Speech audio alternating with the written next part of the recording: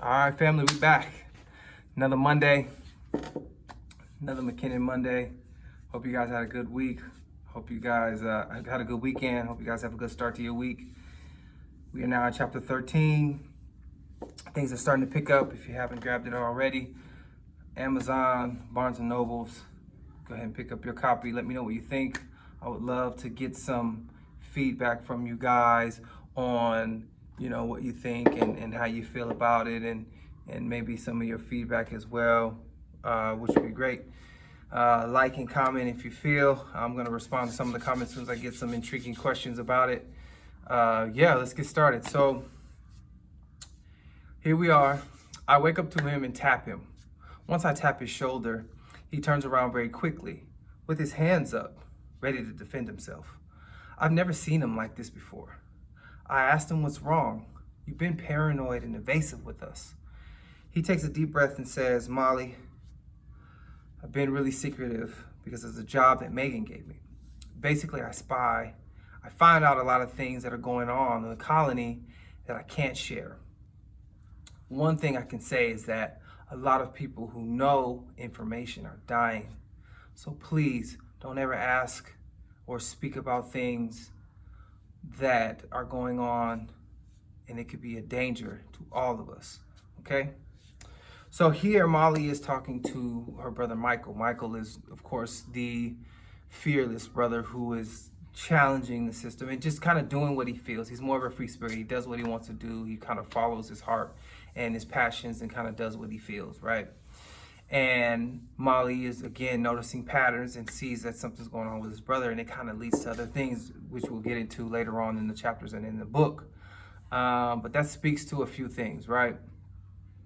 There's a couple other things that are kind of getting shaky in the chapter as well that I would advise you guys to read and go back and read as well. So one thing is how to keep history from repeating itself. That's a really interesting topic, and it's because history repeats itself all the time. And most of the time it does that because we don't pay attention to history, or our habits haven't changed and it's in accordance with history and then it repeats, right? Or what happens is you get faced with a situation that you think you haven't been in before, and because you act spontaneously or do things on an emotional level without thought, you repeat it again. I think being consistent, and I've had this conversation with my students, but I think being consistent is very, very difficult. It's tough for everybody. It's one of the most challenging things that a human being can do, which is why history repeats itself. And in this story, it kind of happens.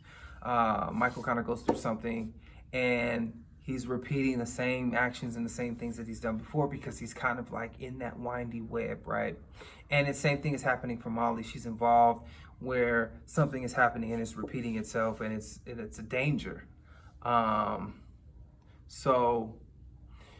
That becomes a problem.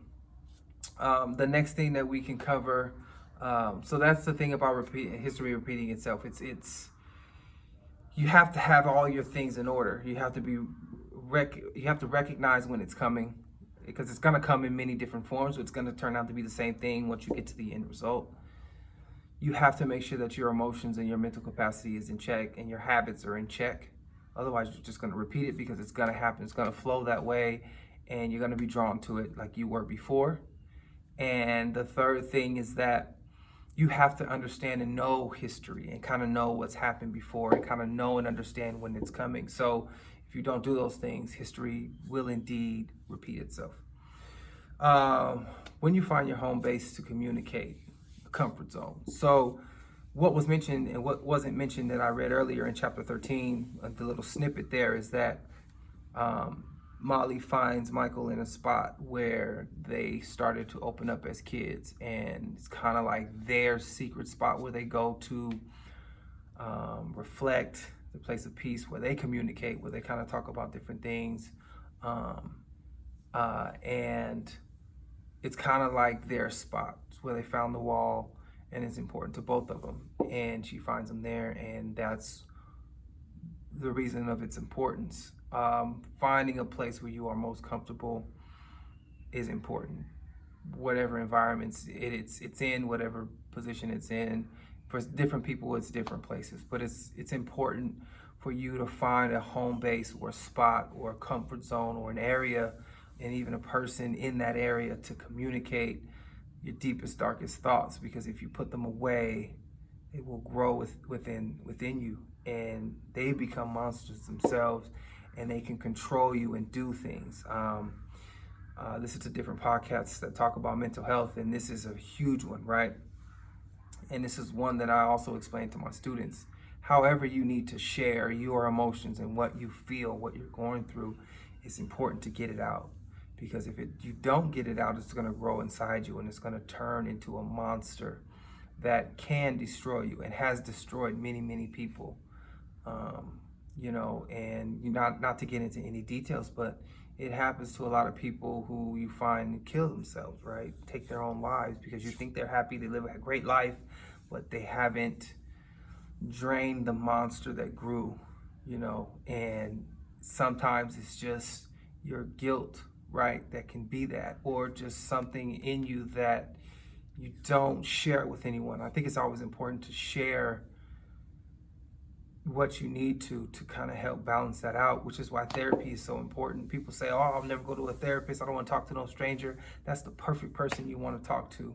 Someone who doesn't know anything about your life, someone who doesn't know anybody that you know, and just someone you can share this secretive or devastating information with and get some feedback from a person who's just there to listen and give you some advice or solutions, who is not going to judge you for who you are, and who is not going to put you in a position to where you're going to second guess, right? So I think a therapist is the perfect comfort zone, because you're literally going there to talk to a stranger who doesn't know anybody that you know, doesn't know your circle, and is just open to listening and just to provide a solution or nothing at all, just to let you vent and to get it out, because you have to balance that monster, because that monster can destroy you. How connections can sometimes be a dangerous wealth of information can be scary. To have so many connections and to have privilege and to have all of these things gives you a sense of invincibility. And anytime you do that, it's a dangerous thing, because you look at the universe, we're very small in this universe and in this planet, right? And we think that we are super because we have certain connections and can get away with certain things and just have a wealth of information, because, they say knowledge is power, but the fact that we don't know everything is important. Knowledge is power, and it provides power, and connections provide even more power. But the fact that you can't know everything humbles a lot of educators and a lot of people who are supremely intelligent. They know that they can't know everything. It's just impossible. So that is a humbling experience. But when you have a ton of connections and you have a ton of privilege and you can get away from things, it is very scary. And Kevin is definitely experiencing that. And he thinks he's invincible, especially at this point. He's really, really, really pushing the boundaries of Molly, and he's doing things that are obvious. Because if you look at, you start to look at the book as a whole, and you look at it from a privileged perspective, they were getting, the Crows were getting away with things. But now it's getting very blatant, and Kevin is getting really reckless with what he's doing, and it can be scary. And you'll see later on in the book what really happens. And not to give too much away, but maybe possibly you'll see what will happen in the future. So just to wrap up, we're at 9:30. I want to say again, I appreciate you guys for listening. If you just caught on, you can go all the way to chapter 1. I keep my videos at around 10 minutes. They look a little rough in the beginning because I was just trying it out. I'm getting better as we move along. I'm gonna continue to do weekly videos because I feel they're important, and I gotta start sharing what my thoughts are, and of course what I write on paper and publish to you guys. So just wanted to give you guys more insight. Again, my social is Dr. Melchris2. You can look me up on YouTube at Dr. Melvin Johnson. You'll see McKinnen Mondays there. You'll see all the chapters all the way leading up towards the end. And I have a new book coming out called ECN Theory, which I'm going to begin to talk about once that comes out at the end of the year, hopefully. So again, I appreciate you guys, all the love, family. Have a good week.